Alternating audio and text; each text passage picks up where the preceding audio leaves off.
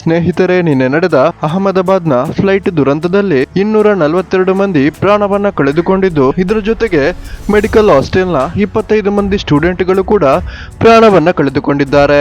Pilot ಸಹ ಸೇರಿ ಫ್ಲೈಟ್ನಲ್ಲಿದ್ದ ಎಲ್ಲರೂ ಕೂಡ ಪ್ರಾಣವನ್ನ ಕಳೆದುಕೊಂಡಿದ್ದು, ವಿಶ್ವಕುಮಾರ್ ರಮೇಶ್ ಅನ್ನುವ ಒಬ್ಬ ವ್ಯಕ್ತಿ ಮಾತ್ರ ಚಮತ್ಕಾರ ಎನ್ನುವಂತೆ ಪ್ರಾಣಾಪಾಯದಿಂದ ಪಾರಾಗಿದ್ದು, ಇದು ಎಲ್ಲರಿಗೂ ತುಂಬಾನೇ ಅಚ್ಚರಿಯನ್ನ ಮೂಡಿಸುತ್ತಿದೆ.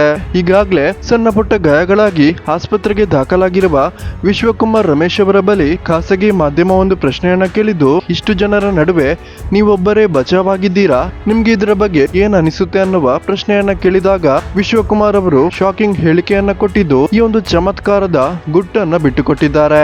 ಅಷ್ಟಕ್ಕೂ ವೀಕ್ಷಕರೇ, ವಿಶ್ವಕುಮಾರ್ ರಮೇಶ್ ಅವರು ಆ ಒಂದು ಚಮತ್ಕಾರದ ಬಗ್ಗೆ ಹೇಳಿದ್ದೇನು, ಆ ಸಮಯದಲ್ಲಿ ನಿಜವಾಗ್ಲೂ ಆಗಿದ್ದೇನು ಅನ್ನುವ ಕಂಪ್ಲೀಟ್ ಡೀಟೇಲ್ಸ್ ಅನ್ನ ಇಲ್ಲಿ ನಾವು ನೋಡಬಹುದು.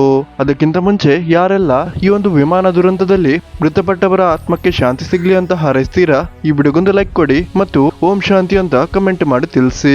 ವೀಕ್ಷಕರೇ, ಈ ಒಂದು ಚಮತ್ಕಾರದ ಬಗ್ಗೆ ವಿಶ್ವಾಸ್ ಕುಮಾರ್ ರಮೇಶ್ ಅವರ ಬಳಿ ಮಾಧ್ಯಮವೊಂದು ಕೇಳಿದ್ದಕ್ಕೆ ವಿಶ್ವಾಸ್ ಕುಮಾರ್ ರಮೇಶ್ ಅವರು ಈ ರೀತಿ ಹೇಳಿದ್ದಾರೆ. ನನ್ನನ್ನು ಉಳಿಸಿದ್ದು ಸಾಕ್ಷಾತ್ ದೇವರೇ ಅಂತ ಹೇಳ್ಬೋದು.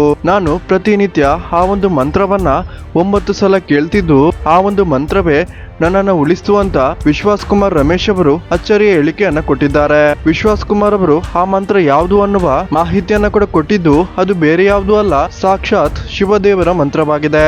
ಯಾರಿಗೆಲ್ಲ ಆ ಒಂದು ಮಂತ್ರದ ಲಿಂಕ್ ಬೇಕು, ಈ ವಿಡಿಯೋದ ಕೆಳಗೆ ಡಿಸ್ಕ್ರಿಪ್ಷನ್ ಅಲ್ಲಿ ಕೊಟ್ಟಿರುವ ಆ ಒಂದು ಮಂತ್ರದ ವಿಡಿಯೋವನ್ನ ನೋಡಬಹುದಾಗಿದೆ. ವೀಕ್ಷಕರೇ, ನಿಮ್ಗೆ ಇದರ ಬಗ್ಗೆ ಏನ್ ಅನಿಸುತ್ತೆ ಅನ್ನೋದನ್ನ ದಯವಿಟ್ಟು ಕಮೆಂಟ್ ಮಾಡಿ ತಿಳಿಸಿ.